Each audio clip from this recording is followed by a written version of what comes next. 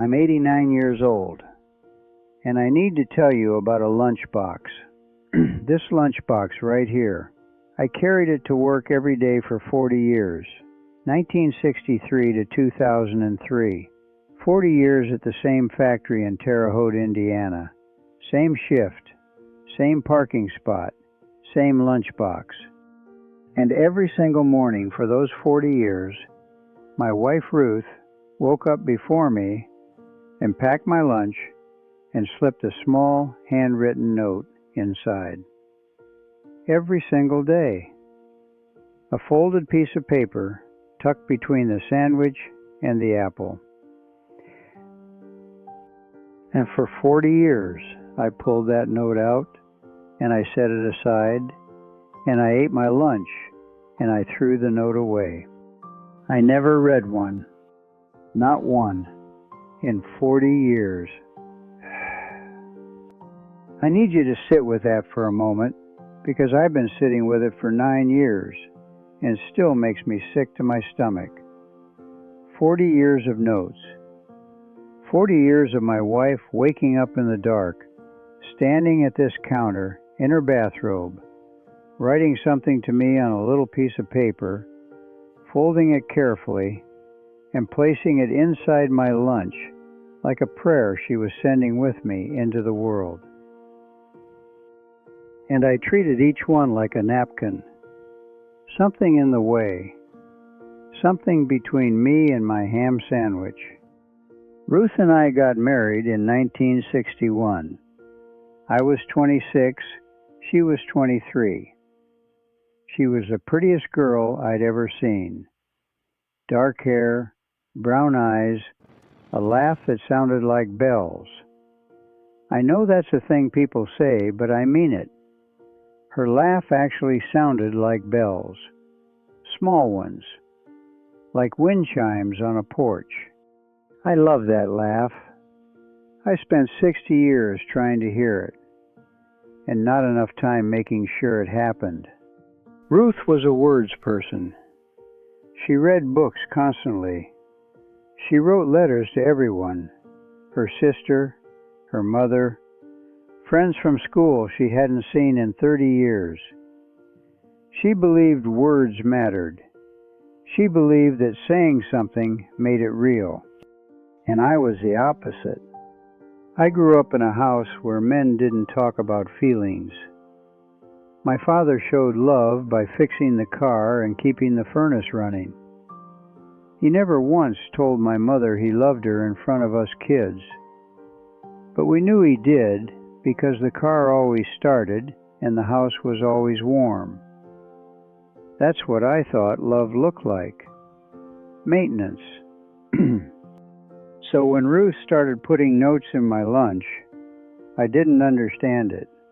The first time I found one, I opened the lunchbox on my break, and there was a little folded paper, and I thought it was a grocery list. I unfolded it. It said, "I'm proud of you. Come home safe." I smiled. I put it in my pocket. But I didn't say anything about it when I got home. The next day there was another one, and another, and eventually they became part of the lunch, like the wax paper around the sandwich, just another thing in the box. I stopped unfolding them. I stopped reading them entirely. I'd pull the note out, set it on the break room table, eat my food, toss everything in the trash, and go back to work. For 40 years. Ruth never asked me about the notes. I realize now she was waiting for me to bring them up, waiting for me to come home and say, "Hey, that note today was really nice," or, "I read what you wrote and it made my day." She was waiting for 40 years. And the conversation never came, because I never gave it to her. I retired in 2003. No more lunchbox, no more notes, and honestly, I didn't think about them. They were part of a routine that ended, and I moved on, the way you move on from any habit. Ruth got sick in 2015. Pancreatic cancer, fast and cruel. 3 months from diagnosis to the end. She spent the last month in a hospital bed we set up in the living room because she wanted to be home. I slept in the recliner next to her every night. I held her hand until she fell asleep, and then I held it some more, because I was afraid if I let go, she'd leave while I wasn't touching her. She died on a Thursday morning in October, 6:43 a.m. I was holding her hand. She took a breath, and then she didn't take another one. And the room changed. The air changed. Something left, and I could feel it go. And the house has never felt the same since. 2 weeks after the funeral, I was cleaning out the closet, her closet. In the back behind her winter coats, I found a shoebox. Inside were notes, hundreds of them. She had kept copies. For 40 years, Ruth wrote 2 notes every morning, one for my lunchbox, one for herself. She kept every single copy. I started reading them. And when I read the line, 20 years of notes you probably don't read, that's okay, I realized she knew. She knew I wasn't reading them, and she kept writing them anyway. The last note said, "Last lunch, last note. 40 years of trying to make sure you never spent a single afternoon without knowing someone was home thinking about you." I sat on that closet floor, surrounded by her coats and her smell, and 40 years of love letters I never opened. And I understood for the first time what I'd had. Not a note, a heartbeat.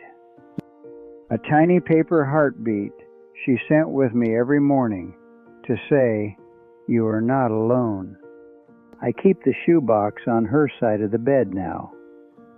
I read 1 note every morning with my coffee. 1 note a day. At this pace, I'll run out in about 2 years. I don't know what I'll do then.